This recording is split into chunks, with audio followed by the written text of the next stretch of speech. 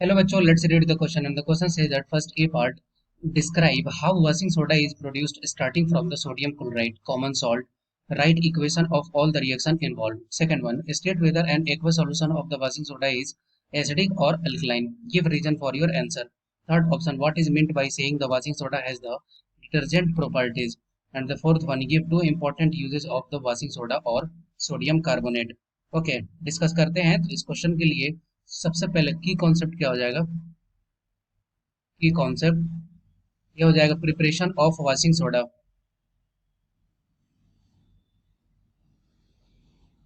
Preparation of washing soda. Okay discuss करते हैं। तो वॉशिंग सोडा के फॉर्मेशन के लिए अब एक एक करके एक एक ए पार्ट को देखते हैं। बोल रहे हैं कि वॉशिंग सोडा कैसे प्रोड्यूस होता है starting from the sodium chloride. ठीक है, तो फर्स्ट स्टेप में क्या होता है कि क्या करते हैं कि कोल्ड और कंसंट्रेटेड किसका सोडियम क्लोराइड का सॉल्यूशन जिसको क्या बोलते हैं टिन बोलते हैं, उसको रिएक्ट करते हैं किसके साथ? उसको रिएक्ट करते हैं अमोनिया के साथ, किसके प्रेजेंस में? कार्बन डाइऑक्साइड के प्रेजेंस में। तो यहाँ से क्या बनता है? यहाँ से बनता है सोडियम हाइड्रोजन कार्बोनेट। ठीक है, तो स्टार्टिंग से NaCl इसको रिएक्ट करते हैं किसके साथ? NH3 किसके प्रेजेंस में? CO2 plus H2O।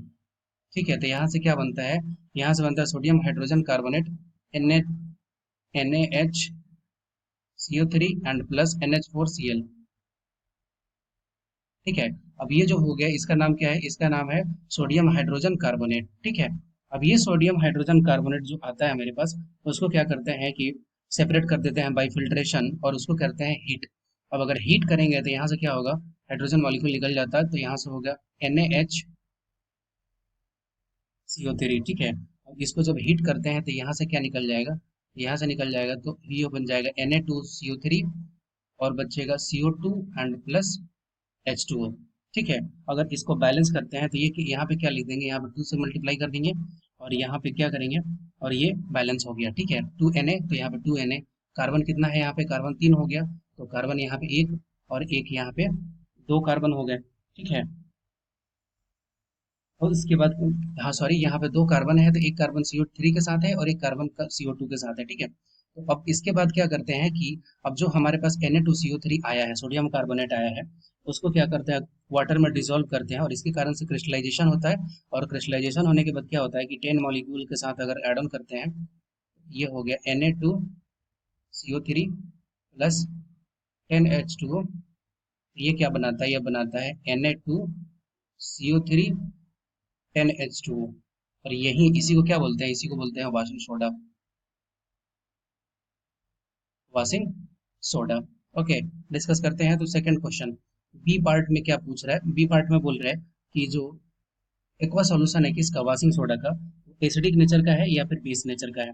ठीक है, तो एक्वा सॉल्यूशन वॉशिंग सोडा का क्या है? अल्कलाइन होता है। ठीक है, अल्कलाइन या फिर बेसिक। अल्कलाइन।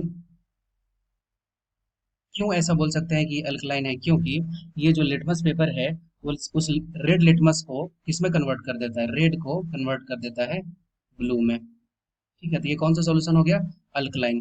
ठीक है, थर्ड पार्ट में बोलते हैं कि हम बोल रहे हैं कि what is the mean by the saying that the washing soda has the detergent properties. इसका डिटर्जेंट प्रॉपर्टी इसलिए होता है क्योंकि ये क्या निकाल सकता है? ये निकाल सकता है डर्ट निकाल सकता है और ग्रीस निकाल सकता है। किससे? डर्टी क्लॉथ से। Remove dirt and Greece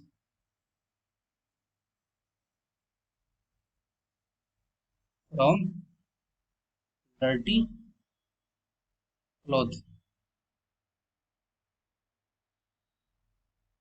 okay, और लास्ट पार्ट डी पार्ट में पूछ रहा है कि इसका कोई भी 2 यूज बताना है। ठीक है, इंपॉर्टेंट यूज बताना है। तो ये किसके लिए यूज करते हैं?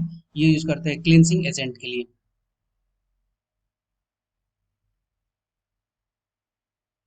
Cleansing agent. ठीक है, और दूसरा किसके लिए यूज करते हैं? For removal of the permanent hardness of the water.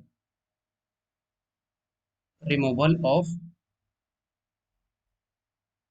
Permanent hardness of water. I hope you will be understood it well. Best of luck. Thank you.